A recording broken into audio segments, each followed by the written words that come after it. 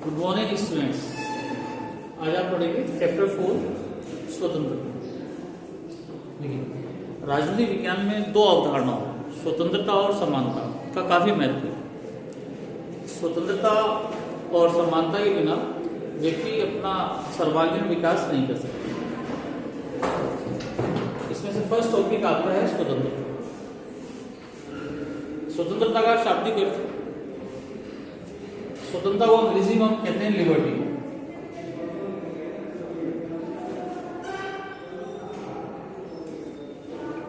अंग्रेजी का शब्द है लिबर्टी।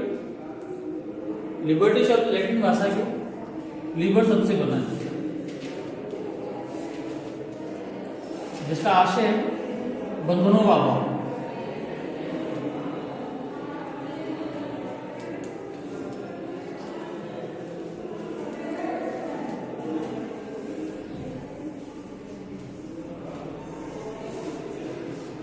स्वतंत्रता से आशय बंधनों का अभाव, ठीक है। यानी नागरिक पर किसी भी तरह के कोई बंधन नहीं होने चाहिए। लेकिन ये स्वतंत्रता का सिर्फ शाब्दिक अर्थ है, पूरा अर्थ नहीं है। इसके पूरे अर्थ को समझने के लिए इसके दो रूप हमें समझने होंगे। स्वतंत्रता के दो रूप हैं।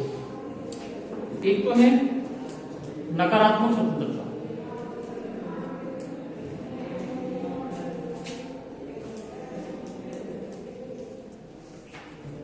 और दूसरा है सकारात्मक स्वतंत्रता।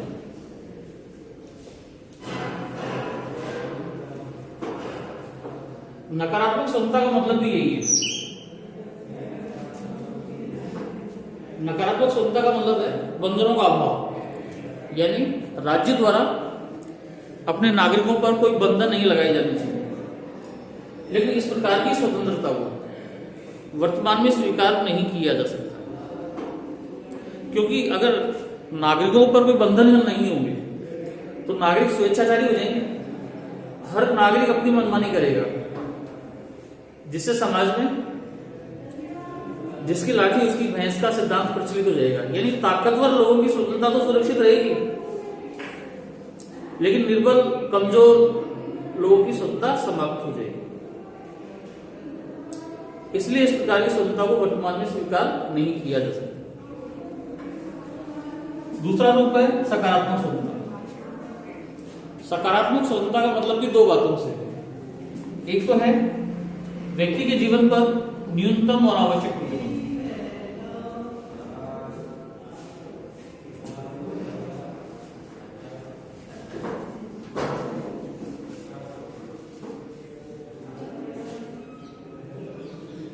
और व्यक्ति को विकास का अधिकतम अवसर।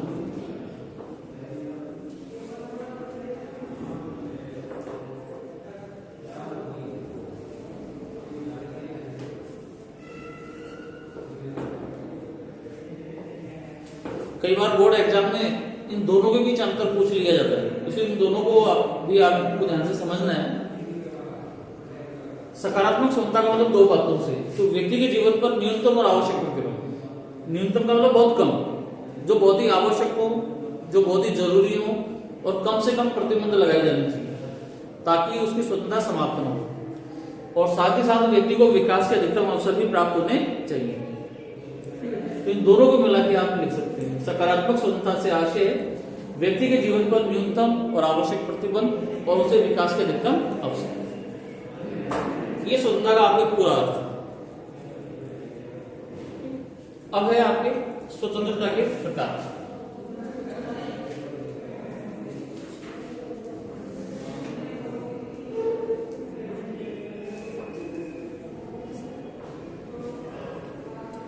तीन प्रमुख प्रकार तो हम पहले वाले टॉपिक में भी पढ़ चुके हैं, लेकिन हम चूंकि निबंधात्मक प्रश्न जो होता है बोर्ड का वो 150 शब्दों की सीमा का होता है, तो ऐसे में हमें कुछ एक दो प्रकार और याद हमें करने होंगे, और अप्रत्यक्ष रूप से वो आपको याद भी है। देखिए, एक तो है पहला व्यक्तिगत स्वतंत्रता।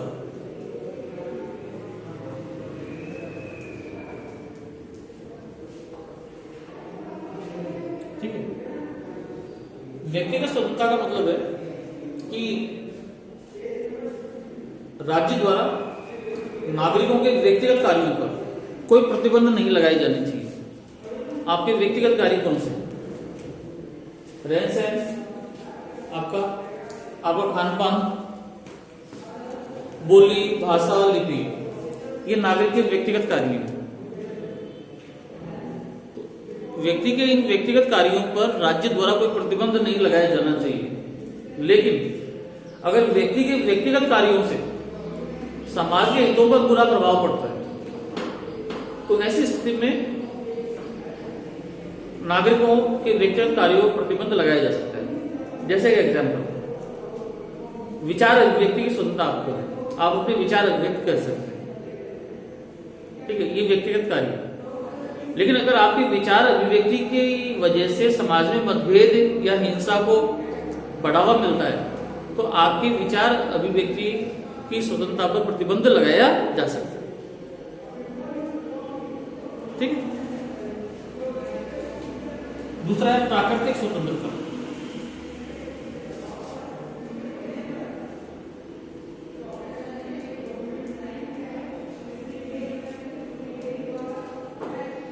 प्राकृतिक स्वतंत्रता से आशय कि व्यक्ति को स्वतंत्रता प्रकृति प्रदत्त होती है।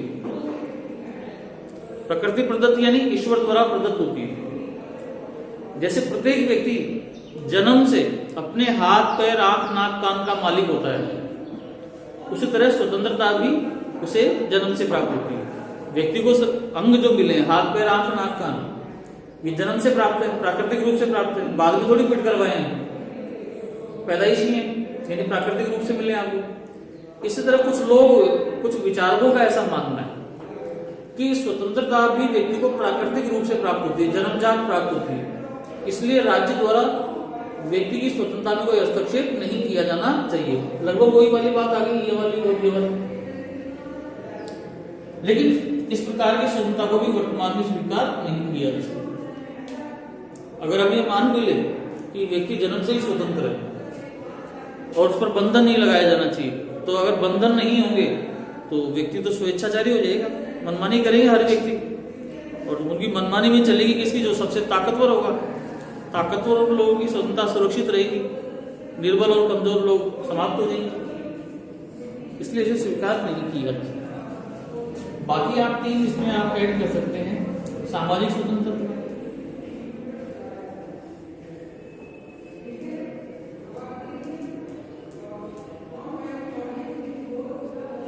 सामाजिक स्वतंत्रता का आपको एक पैराग्राफ लिखना है, फिर उसी में से कुछ विशेषताएं आपको निकाल के रखना है। सामाजिक स्वतंत्रता से आशय कि समाज में कोई विशेष अधिकार प्राप्त वर्ग न हो, धर्म, भाषा, जाति, लिंग आदि के भेदभाव के बिना सभी को उन्नति के समान अवसर प्राप्त हो, ये सामाजिक स्वतंत्रता है। सामाजिक स्वतंत्रता के अंतर्गत निम्न बातें आती है।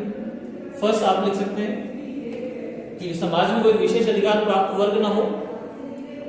सेकंड लिख सकते हैं धर्म, भाषा, जाति, लिंग के आधार पर कोई भेदभाव न हो, सभी को योग्यतानुसार उन्नति के समान अवसर प्राप्त हो। और एक एडिशनल आप इसमें जोड़ सकते हैं कि शोषण व न्याय का अभाव, ठीक है। फोर्थ है आर्थिक स्वतंत्रता।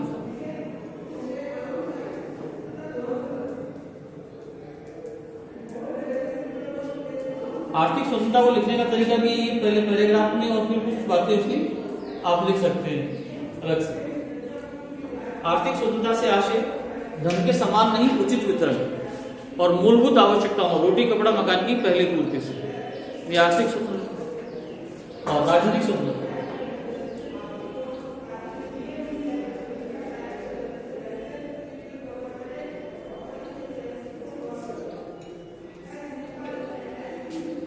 राजनीतिक स्वतंत्रता से आशय कि देश के प्रत्येक नागरिक को देश के शासन कार्यों में भाग लेने के अवसर प्राप्त होने चाहिए। और नागरिक कई तरीकों से देश के शासन कार्यों में भाग ले सकते हैं, जैसे मत देकर, स्वयं चुनाव लड़कर, शासन की आलोचना करके, कोई भी सार्वजनिक पद प्राप्त करके।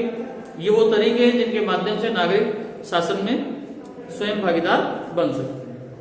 ये स्वतंत्रता के कुछ महत्वपूर्ण प्रकार थे। धन्यवाद।